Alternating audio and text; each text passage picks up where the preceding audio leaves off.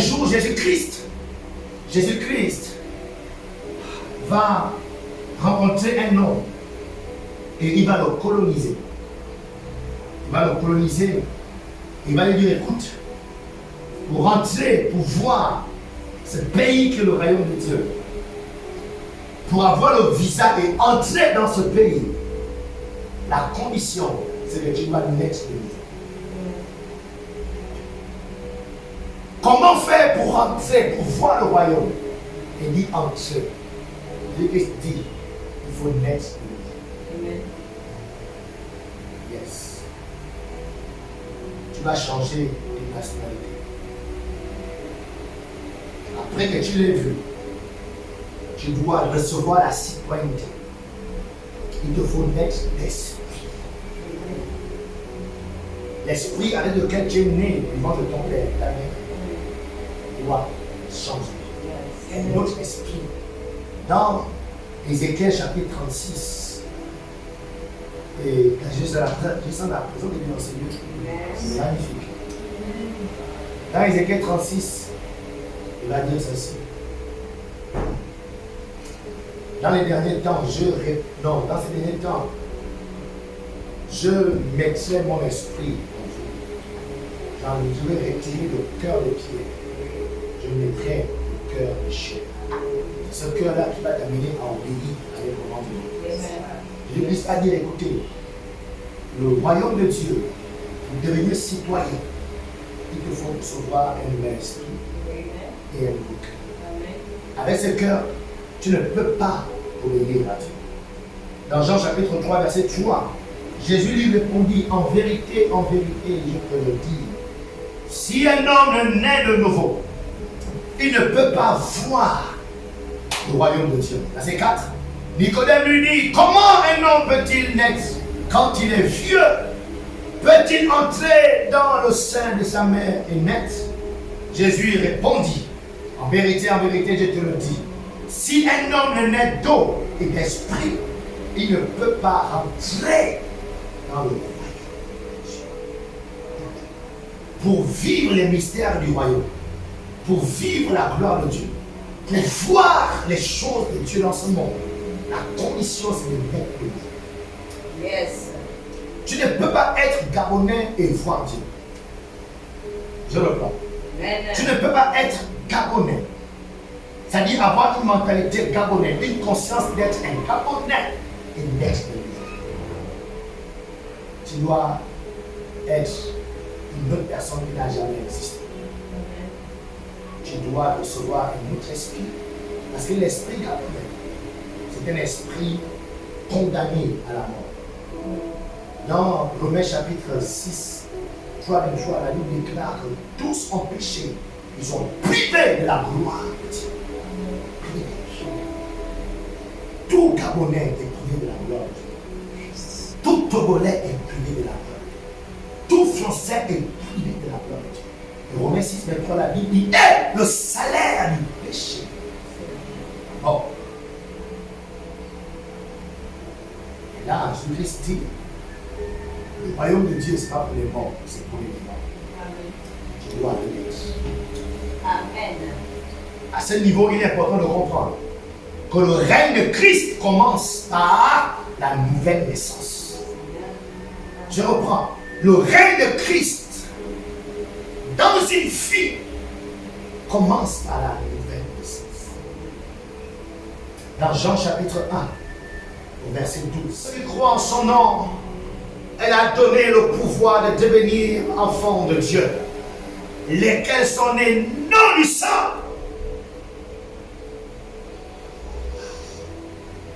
non du sang. Parce que c'est le sang de ton père et ta mère qui sont unis pour l'engendrer. Amen. Et c'est par le sang aussi que les malédictions passent. Amen. C'est par le sang aussi que les liens sont tissés. C'est par le sang aussi que les démons passent. C'est par le sang aussi que toutes les choses qui combattent nos vies passent. Par le sang. Le sang. Et là, la nouvelle naissance nous détache du sang. Il dit non, pas la naissance du sang, ni de la chair, ni de la volonté de l'homme, mais né de Dieu. Des nés de Dieu. Je vois comment Jésus est né de Dieu. Il n'y a pas eu un lien d'un homme et une femme. Oui, oui. Le Saint-Esprit a pris. Amen. Le Saint-Esprit a pris les informations génétiques de Joseph. Il connaît le code génétique de Joseph. Oui. Et il a pris ce code-là. Il a introduit à la femme. Il est né, non de la volonté de l'homme, ni du croisement du sang de Joseph et de Marie. Il est du Saint-Esprit. Alléluia. La nouvelle naissance, c'est la naissance où le Saint-Esprit t'engendre. Amen. Tu comprends? Amen. Le Saint-Esprit t'engendre. Amen. Il t'engendre. Tu nais de l'Esprit. Le règne de Dieu ne peut pas se faire si tu n'es pas né de l'Esprit. Alléluia. La croissance spirituelle dont on parle ne peut pas se faire si tu n'es pas déjà né. Parce que souvent on crie sur les chrétiens, vous là, vous ne voulez pas croître.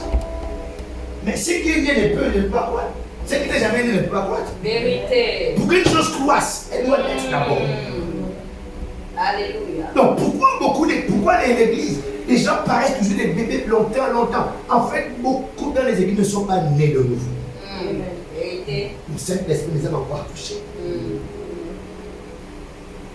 Et la Bible déclare au verset 1, à tous ceux qui le reçoivent, à ceux qui croient en son nom, elle leur a donné le pouvoir. Est-ce que beaucoup qui viennent à l'église là ont reçu Jésus-Christ? L'histoire de Jésus-Christ, c'est Dieu qui a pris la forme humaine, est venu sur la terre, mourir pour les péchés de l'humanité, afin que quiconque croit en lui ne périsse pas, mais qu'il ait la vie. Est-ce que les gens croient réellement ça? Parce que pour croire ça, il faut comprendre, il faut d'abord réaliser que tu es pécheur. Parce que Jésus-Christ a de l'impact sur ta vie quand tu as réalisé que tu es pécheur. Tu as le péché. Et que tu dois aller en enfer.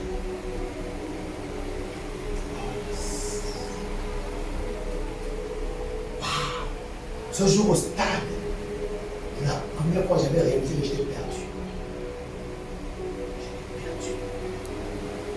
J'avais réalisé que lui, là où je suis, il y avait ce Jésus pour nous sauver. Est-ce que beaucoup ont réalisé qu'ils sont perdus? Quand il y a à l'église, il y a souvent beaucoup cette limite, on ne place pas le travail, donc je ne vais pas à l'église. Beaucoup viennent à l'église pour le pain que Dieu peut leur donner. Preach of the Dieu. Un jour, Christ va dire en vérité, vous venez à cause du pain que je peux vous donner. Ils ont pris le miracle, il a multiplié le pain, il a fait le miracle. Il dit, vous là, vous venez à ce que je vous donne le pain. Même au temps de Jésus, les foules venaient à cause du pain qu'il peut leur donner, le miracle qu'il pouvait faire. Amen. Un jour, lorsqu'il va prêcher ce qu'il peut donner l'éternité, il a parlé de sa chair et de son sang. La Bible dit le jour-là, l'église s'est vidée. Ils sont restés à 10. Des milliers de personnes qui étaient. Les gens ne sont pas intéressés par l'éternité. My God. Ils sont intéressés par le pain que je peux manger. Le loyer qu'on doit aider à la maison. Le mariage doit se faire cette année. Vers le max c'était quand? En juin là. Fin mai, début juin là. Oh, l'église était remplie. Les fêtes du péché. Et dès que le bac est fini là, il disparaît aussi. Et voici le mouvement des églises. Quand il y a un problème, une situation, c'est bon. Les gens ne viennent pas pour chercher le salut. Mais écoutez, Jésus n'est pas venu pour le pain. Il est venu pour nous sauver le péché. Alléluia. Et c'est de là que commence le règne de Dieu. Amen. Nicodème. Jésus, tu fais des grandes choses. Aucun homme ne peut faire les miracles que tu fais. Jésus va regarder Nicodème. À moi de mettre de nouveau. tu ne peux pas avoir le royaume de Dieu. Amen. Donc les hommes sont intéressés par ce qui peut nourrir leur chair, qui peut les frapper. Mais le Seigneur est concentré. Il est concentré sur notre éternité. Alléluia. Merci Seigneur. Sur notre éternité. Le règne de Christ ne peut pas impacter si l'éternité de Dieu n'est pas déjà en toi. Si ton nom n'est pas déjà inscrit dans le livre de vie. Amen. Et je comprends, je le répète, l'éternité commence par le fait de reconnaître que tu es péché, que tu as commis et que tu as besoin d'être sauvé. Alléluia. Amen. Beaucoup viennent à l'église sans connaître leur péché, sans reconnaître leur état de péché. Et ils se disent, je suis pasteur, pourquoi vous condamnez? Et ils disent non, la Bible dit ne juge pas. Regardez les gens comme ça. On te parle de la vérité, c'est ça le vrai problème de ta vie. Tu dois l'être. Tu dois te reconnaître ton état et accepter ceux qui peut te sauver. Dans le verset 17 de Jean chapitre 3, là, il dit que Dieu n'a pas envoyé son Fils dans le monde pour condamner le monde, mais pour que le monde soit sauvé. Yes. Nous sommes au temps de la grâce. Amen. Nous sommes au temps de la condamnation. C'est vrai, le temps arrive, le temps du jugement arrive. Mais là où nous sommes, c'est le temps d'être sauvés. C'est le temps de courir vers celui et celui seul qui peut nous sauver. La nouvelle naissance commence par, du moins le règne de Christ commence par la nouvelle naissance. Dès que tu es. Donc on ne peut pas, nous ne pouvons pas aspirer à ce règne sans comprendre ce principe de citoyenneté. Alléluia. Et aujourd'hui, j'aimerais vous donner le premier principe. Il y en a plusieurs, je m'arrêtais par le premier principe de le premier principe qui consiste à être citoyen du royaume des cieux.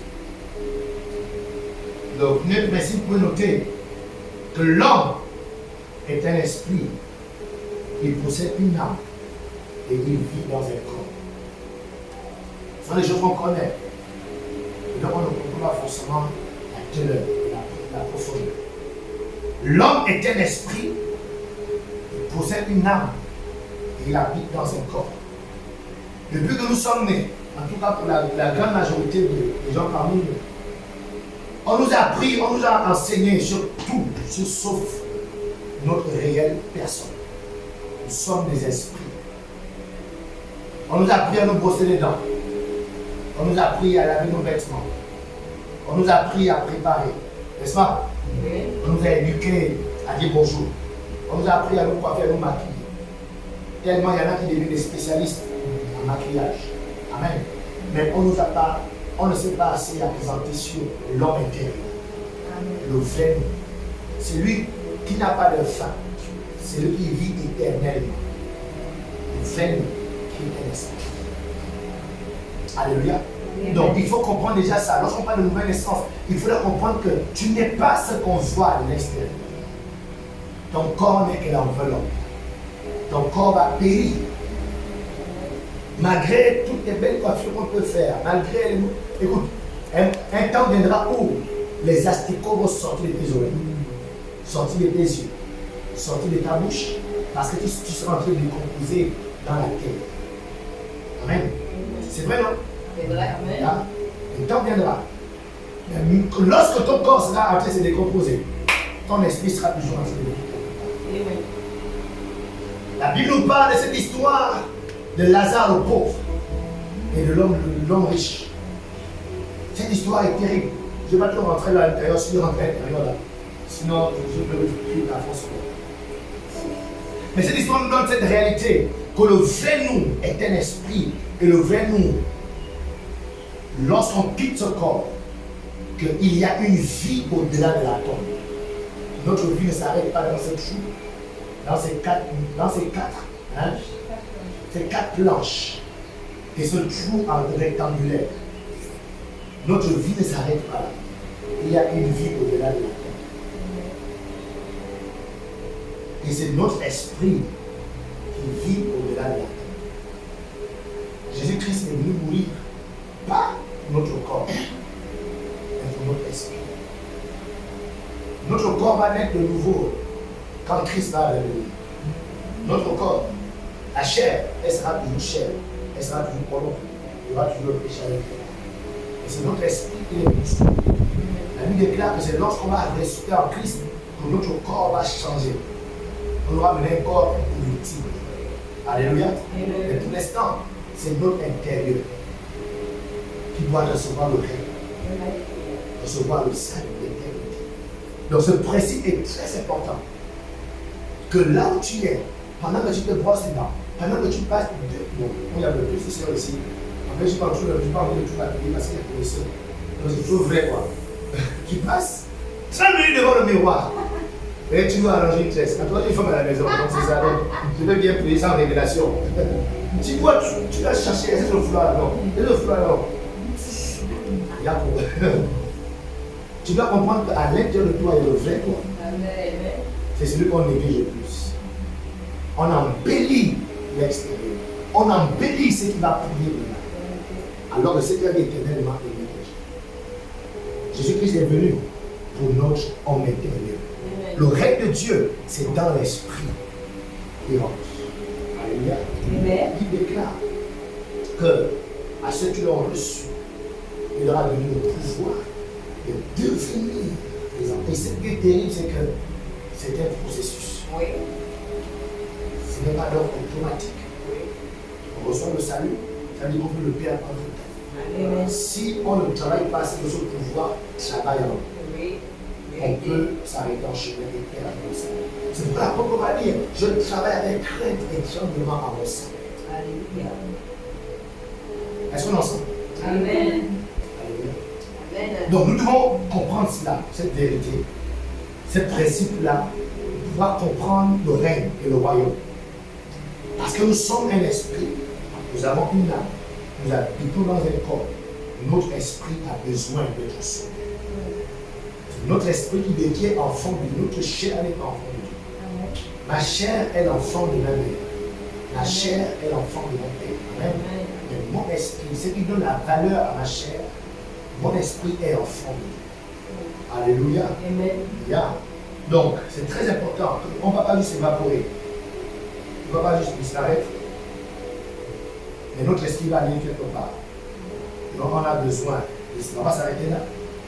Et ce principe est l'une des bases qu'il faut comprendre. Pour que le règne de Dieu vienne dans notre vie, ça commence par la nouvelle naissance.